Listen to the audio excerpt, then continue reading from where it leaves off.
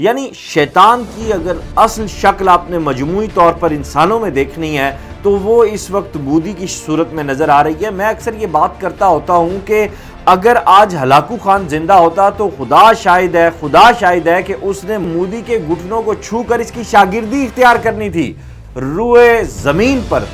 یزید کے بعد اگر کوئی ہے تو وہ مودی ہے۔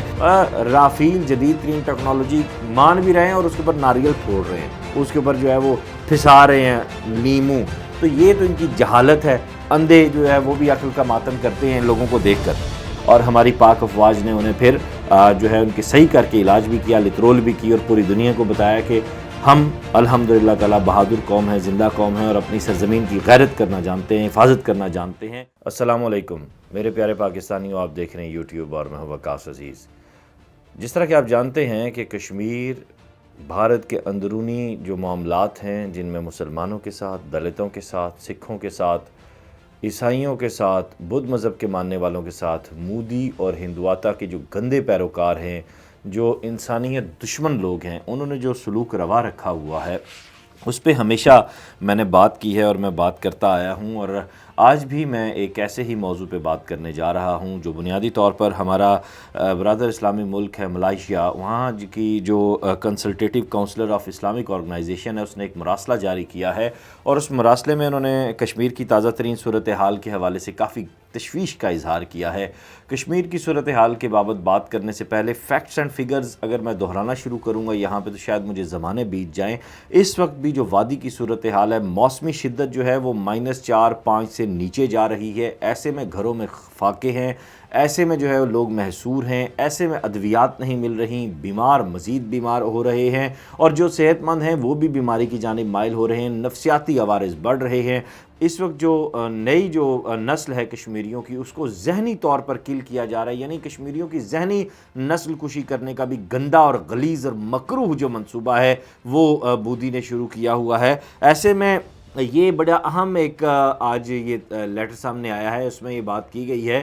کہ جو اسرائیلی ماڈل ہے اس کو امپلیمنٹ کرنا شروع کر دیا ہے مودی نے، اور را کا جو گندا ترین ایجنڈا ہے خطے میں اور دنیا میں جو ہے وہ بدامنی پھیلانے کا، یعنی شیطان کی اگر اصل شکل آپ نے مجموعی طور پر انسانوں میں دیکھنی ہے تو وہ اس وقت مودی کی صورت میں نظر آ رہی ہے۔ میں اکثر یہ بات کرتا ہوتا ہوں کہ اگر آج ہلاکو خان زندہ ہوتا تو خدا شاہد ہے کہ اس نے مودی کے گھٹنوں کو چھو کر اس کی شاگردی اختیار کرنی تھی، اس کی مریدی میں آ جانا تھا ہلاکو خان نے۔ اتنا سفاک، اتنا غلیظ، اتنا مکروہ شخص روئے زمین پر یزید کے بعد اگر کوئی ہے تو وہ مودی ہے۔ اگر اس وقت دیکھا جائے تو یہ جو ایک مراسلہ جاری کیا گیا، ایک لیٹر جاری کیا گیا ملائیشین جو اسلامی تنظیم ہے اس کی جانب سے، کہ اسرائیلی ماڈل کو اگر کشمیر کی وادی میں امپلیمنٹ کیا جاتا ہے تو کشمیریوں کی حق خود ارادیت کو تو پہلے ہی غصب کیا جا چکا ہے، ان کو پہلے ہی وہاں پہ سانس نہیں لینے دیا جا رہا،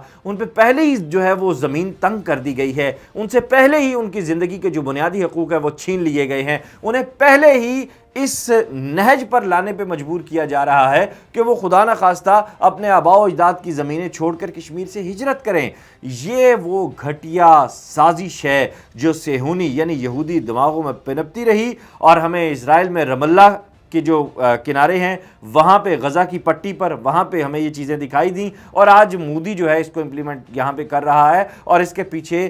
جو منصوبہ ساز ذہن ہیں، جو شیطانی ذہن ہیں، وہ را کے ہیں، جو اس وقت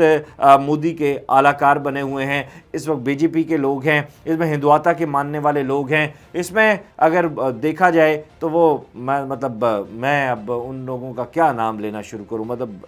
وہ شاہ کیا اس کے بعد پھر ان کے جو وزیر دفاع ہے راج ناتھ صاحب، رافیل جدید ترین ٹیکنالوجی مان بھی رہے ہیں اور اس کے اوپر ناریل پھوڑ رہے ہیں، اس کے اوپر جو ہے وہ پھسا رہے ہیں لیمو، تو یہ تو ان کی جہالت ہے۔ اندھے جو ہے وہ بھی عقل کا ماتم کرتے ہیں ان لوگوں کو دیکھ کر۔ بھارت کی جو اس وقت دہشت گردی ہے کشمیر میں، وہ بین الاقوامی سطح پر تسلیم شدہ یہ متنازع علاقہ ہے، اور اس پر جو یہ اپنی ایسی اینٹی ہیومن ایکٹیویٹیز کر رہا ہے، اس میں جو اہم ترین بات میں آپ کے سامنے ڈسکس کرنے جا رہا ہوں، یہ بریکنگ نیوز ہے ایک طرح کی، کہ اب انڈین آرمی کی جو ریٹائرڈ فوجی ہیں انہیں بہلا پھسلا کے ان کے اہل و عیال سمیت اب کشمیر میں انہیں بسایا جا رہا ہے، وہاں پہ انہیں زمینیں دی جا رہی ہیں، انہیں مراد دی جا رہی ہیں، ان کے پورے خاندان کو وہاں پہ سیٹل کیا جا رہا ہے۔ یہ جو ایک اور نوآبادیاتی یا کلونلزم کی جو ایک نئی شکل ہے وہ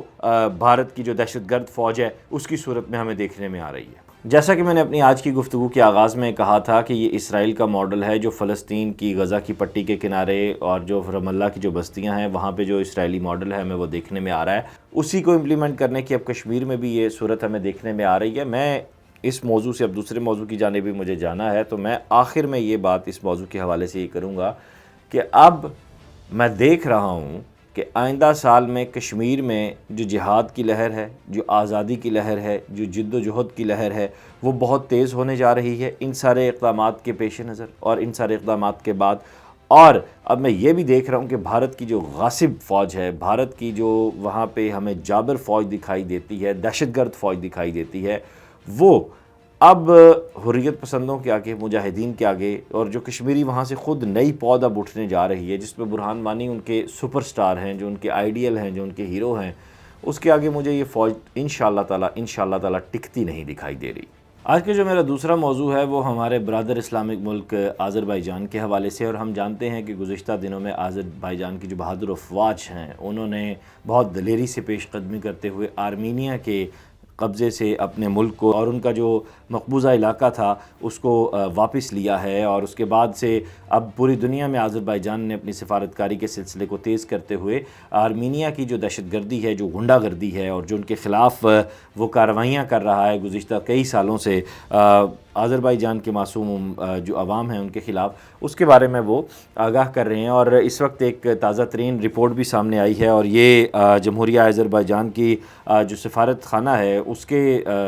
ذریعے حکومت پاکستان کو، ہماری منسٹری آف فارن افیئرز کو یہ ڈاکومنٹ دیا گیا ہے۔ اس ڈاکومنٹ میں بنیادی طور پہ یہ بتایا گیا ہے کہ آرمینیا اپنے ایجنڈے کو نافذ کرنے کے لیے کیسے عراق، شام اور لبنان سے دہشت گردوں کو بھرتی کرتا رہا اور پھر انہیں آذربائیجان کے مقبوضہ علاقوں میں استعمال کرتا رہا، اور پھر جیسا کہ ہم نے دیکھا کہ پاکستان میں بھی گزشتہ 2 دہائیوں میں ہم نے دہشت گردی کے خلاف جو جنگ لڑی ہے اس میں ہمیں افغانستان پار سے بھی اور پھر اس کے ساتھ ہمیں دیگر جو غیر مسلم ممالک ہیں وہاں سے لوگ، جو ہماری پاک افواج نے جب ان دہشت گردوں کو ہٹ کیا اور اس کے بعد پھر جب ان کو فرانزک کیا گیا، ان کا میڈیکل کیا گیا، تو ہمیں دیگر ممالک کے لوگ بھی اور ایسے غیر ممالک کے افراد بھی ملے جو پاکستانی سرزمین کو ناپاک کرنے کے لیے اپنے ناپاک ارادوں سے یہاں آئے تھے، اور ہماری پاک افواج نے انہیں پھر جو ہے ان کے صحیح کر کے علاج بھی کیا، لترول بھی کی، اور پوری دنیا کو بتایا کہ ہم الحمدللہ تعالی بہادر قوم ہیں، زندہ قوم ہیں، اور اپنی سرزمین کی غیرت کرنا جانتے ہیں، حفاظت کرنا جانتے ہیں۔ ایسے ہی آذربائیجان کا یہ جو موو ہے سفارتکاری کی سطح پر، میں اس کو بڑا پازیٹیو سمجھ رہا ہوں، اور میں سمجھتا ہوں کہ ایک مضبوط سفارتکاری کی بنیاد ہے یہ موو، اور اسی موو کی بنیاد پر آئندہ آنے والے دنوں میں پوری دنیا آذربائیجان کا موقف سمجھے گی۔ آرمینیا بنیادی طور پر اگر دیکھا جائے، تاریخ اگر ہمیں دیکھنے کا، پڑھنے کا موقع ملے تو تاریخ ہمیں بتاتی ہے کہ آرمینیائی جو ہیں وہ شروع سے ہی، جب سے یہ علاقہ سامنے آیا، یہ لٹیرے تھے، غاصب تھے، لوٹ کھسوٹ کرنا، جو ہمارے قافلے جاتے تھے تجارت کے ان کے اوپر حملے کرنا، ان مختلف قبیلوں کی لڑکیاں اٹھا کر لے آنا، ان کا مطلب ان کے مال مویشی اٹھا کر لے آنا، یعنی مطلب خود کش نہیں کرنا اور انسانیت کو تنگ کرنا، دوسروں کو تنگ کرنا، لوٹ کھسوٹ میں ملوث رہنا۔ پاکستان جو ہے وہ برادر اسلامی ملک ہونے کے ناطے جمہوریہ آذربائیجان کے تمام حقوق کا احترام کرتا ہے، اور جیسے کہ وزیر اعظم پاکستان جناب Imran Khan Sahab, army chief general Qamar Javed Bajwa, D G ISI general Faiz Hameed Sahab, مختلف مواقع پہ پاکستان کی، میں نے کل بھی یہ کہا تھا کہ یہ پاکستان کے 3 بڑے دماغ ہیں، 3 ذہین دماغ ہیں، تو یہ 3 ذہین دماغ جو ہے یہ پوری دنیا کو اور بالخصوص اس وقت امت مسلمہ کی آنکھوں کا تارا بھی ہیں الحمدللہ تعالیٰ، اور پاکستانی عوام تو مطلب دل و جان سے چاہتی ہے ان کو۔ ان 3 یہ جو تھنک ٹینک ہے ہمارا، اس نے جو پالیسی بنائی ہے اس کے مطابق ہم تمام اسلامی ممالک کے لیے دامیں درمیں سخنیں، پاکستان ہمیشہ حاضر رہا ہے، پاکستان کی تاریخ اس بات کی گواہ ہے۔ آذربائیجانی جو ہمارے دوست ہیں انہیں بھی اس معاملے میں پریشان نہیں ہونا چاہیے، مشکل کی اس گھڑی میں پاکستان ان کے ساتھ کھڑا ہوگا۔ اپنا خیال رکھیے گا، خدا حافظ۔